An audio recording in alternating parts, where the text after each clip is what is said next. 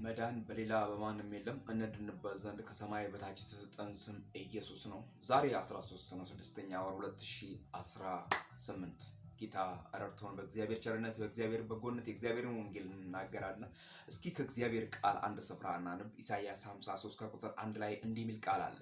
የሰማነውን ነገር ማን አምኗል? የእግዚአብሔር ክንድ ለማን ተገልጧል? በፊቱ እንደ ቡቃያ ከደረቅ መሬትም እንደ ሳር አድርጎ መልክና ውበትም የለውም። ባየነው ጊዜ እንወደው ዘንድም ደም ግባትም የለውም። የተናቀ ከሰውም የተጠላ የሕማም ሰው ደዌም የሚያደቅ ነው።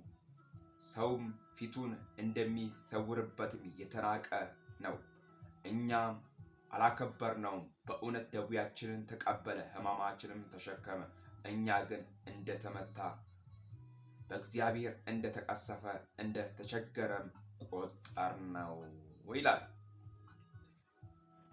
ቁጥር 5 ላይ እንዲህ የሚል ቃል አለ። እርሱ ግን ስለ መተላለፋችን ቆሰለ፣ ስለ በደላችንም ደቀቀ።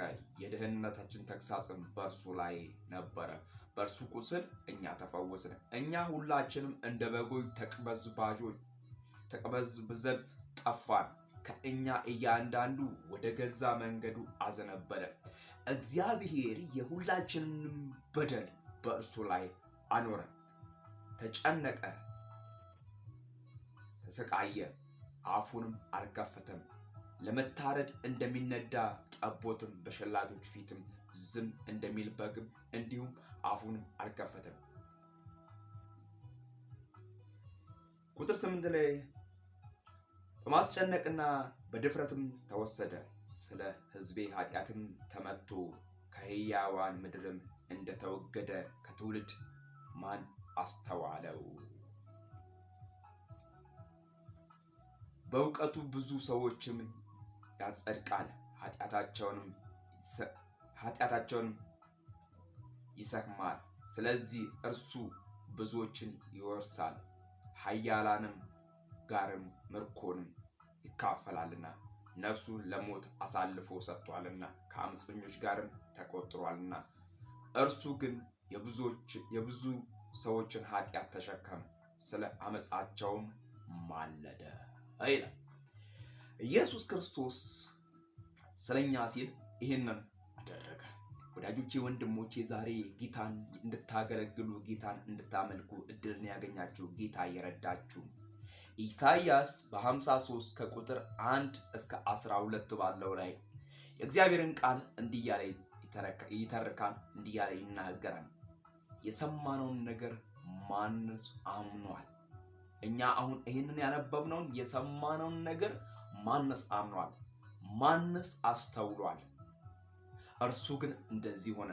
ስለ ቁስላችን፣ ስለ አመፃችን፣ ስለ ኃጢአታችን፣ ስለ በደላችን፣ ስለኛ ክፋት እኛ መሰቀል እያለብን እርሱ ግን ስለኛ እንዲህ ሆነ። ይህንን ሁሉ አልፎ ተሰጠ።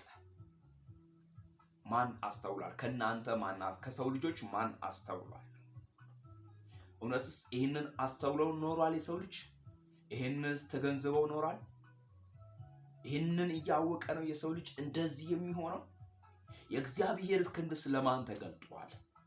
በፊቱ እንደ ቡቃያ ከደረቅ መሬትም እንደ ሳርም አድርጎ መልክና ውበት የሌለውን ባየነው ጊዜ እንወደው ዘንድ ደም ግባት የለውም። ባየነው ጊዜ ወደ እርሱ ተጠግተን ወደ እርሱን ለማየት ወይም ደግሞ ወደ እርሱ በቀረብን ባየነው ጊዜ ደም ግባት የለውም፣ ውበት የለውም፣ አያምርም። ስለኛ ሲል ቆሰለ፣ ስለኛ ሲል ደቀቀ ይላል። ወዳጄ፣ ወንድሜ፣ አንተ የእግዚአብሔር ብሩክ፣ ስላንተ ሲል የደቀቀውን፣ ስላንተ ሲል የቆሰለውን፣ ስላንተ ሲል የሞተውን፣ ስላንተ ሲል የተቀበረውን፣ ስላንተ ሲል መስቀል ላይ የተሰቀለውን፣ ስላንተ ሲል ፈንቅሎ የተነሳውን፣ ስላንተ ሲል በአብ ቀኝ ያለውን፣ ስላንተ ሲል ደግሞ የሚማለደው እርሱ የናዝሬቱ ኢየሱስ ክርስቶስ ና ይልሃል። ደግመን ደጋግመን የምንነግራችሁ ደጋግመን የምናወራው ሕይወት ስለሆነ ነው። ጌታ ለዘላለም ይባረክ። ኢየሱስ ያድናል። መዳን በሌላ በማንም የለም። እንድንበት ዘንድ ከሰማይ በታች የተሰጠን ኢየሱስ ነው። ስለዚህ ኢሳይያስ 53 ከቁጥር 1 እስከ 12 እያነበባችሁ በዚህ ቃል ተጽናኑ። ክርስቶስ ስለኛ ይሄን ሁሉ ሆኖልናል። ስሙ ለዘላለም ይባረክ።